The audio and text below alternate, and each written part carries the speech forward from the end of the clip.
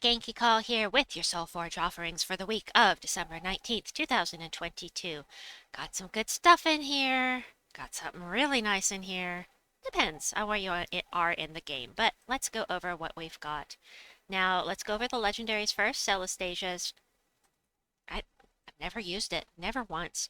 Create 9 gems of a chosen ally's mana color, cleanse and give 39 life to them.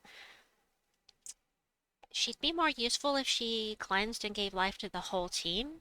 I mean, Divinia does. And, as far as legendaries go, not amazing. Captain Macaw. Now, Captain Macaw is only, well, no, I mean, his spell is pretty good. If you're fighting a team that has Submerge, you insta-kill them. Unless they are immune to insta-kill, and there are only 2 player-owned troops that are immune. Those are Enraged Kurandara and Leona's Tower. You cannot insta-kill those, but you've got that. And then you have a 50% mana start for rogue allies, which means that this is part of the meta team for Mother of Darkness. I will link a video in at the end of this video. You will find a thumbnail that will pop up in the last 15 seconds to explain that team if you are interested. Next up we have the Basilisk. It's another I never use. It's true damage to an enemy. If they're poisoned, do double damage. Then do more true damage, and if they're stunned, deal double damage.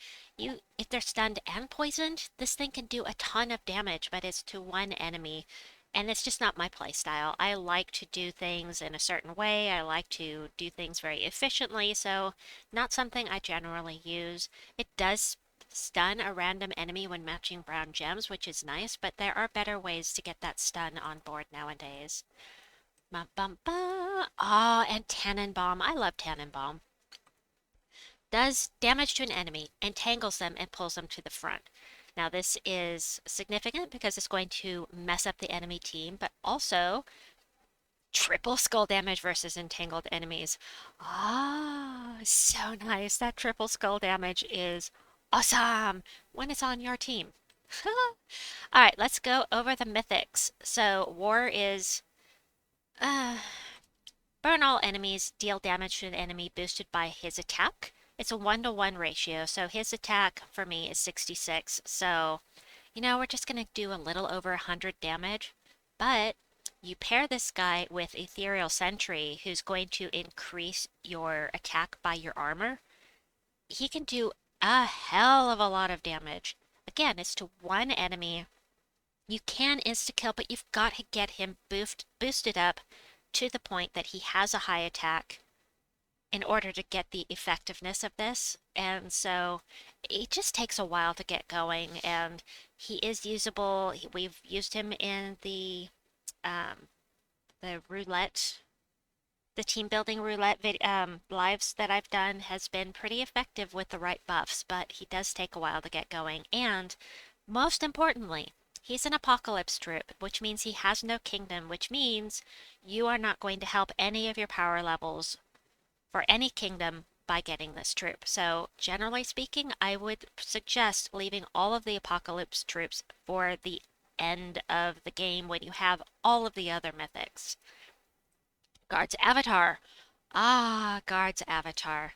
Gaard's avatar does a little bit of damage to all enemies, boosted by his armor. It's 2-to-1 ratio, which means he'll do an extra 30 damage. But you use this guy with Shield of Urskaya, and he will just blaze through the enemies, especially if you are doing a faction assault or if you're in a world event. He is super useful, but he's one of those troops that's kind of situational. He's good in several situations, but he's not going to be used as often as Phoenicia, whom I use personally every single day. Now, the thing is with Phoenicia that you've got to have a magic high enough to actually do the damage. So she does do double damage if there's a firestorm. There are multiple different ways to get a firestorm. It's not just Sunspear class anymore. There are other ways to get a firestorm that lasts throughout the level that you're fighting. And I will add in a video for that at the end of this video. You'll find a thumbnail for that, and reasons you should or should not craft Phoenicia. If you're low level, she's not going to be as useful as some other mythic. For starter mythic, like Mistralis is my favorite for just starting out, but later on in the game, Phoenicia is amazing. I love her. I love my Phoenicia team. Next up, we've got always here. Da, da, da, Hatir, Senate Scroll Reborn. Fairy Godmother is the last of the mythics this time. The thing is about the Fairy Godmother is that she's an either or troop. I don't like the either or troops. Just in general, there are a couple of exceptions, like Lyreza is an either or troop, but she has that madness storm that she conjures every single turn, which makes me love her. This one might do damage to all enemies. It might give life to other allies. You're going to get an extra turn no matter what, which is great. And those wish gems, you have to blow them up. And your enemy team can blow them up and get mana. Also, if you blow up a wish gem, your whole team may get mana, and your whole team and the enemy team might get mana. So it's a dangerous troop to use, and also it's got that either or thing going on. So not my personal favorite, but as always with the legendaries and the mythics, one thing you have to factor in is, do you need the mythic or the legendary to get your power levels up? That can be huge in the decision making process. Now, I forgot to pull up King Ollie's list of mythics remaining in the Soulforge cycle, but I will link it in the description below. Please check that out. So if there's something coming up soon that you want on that list, you might want to wait and not spend your gems this time. Phoenicia is awesome. Anyway, weapons. Weapons. We have Hellcrag weapons. None of those. None of those. Na na na na na na na na na. Here we go. Aegis of Hellcrag. This is one of those nice cheap weapons. It removes all brown gems. You will not get any mana from it, but it will boost your spell. If the enemies from Hellcrag or if the battles in Hellcrag deal double damage. And it also barriers itself when you cast.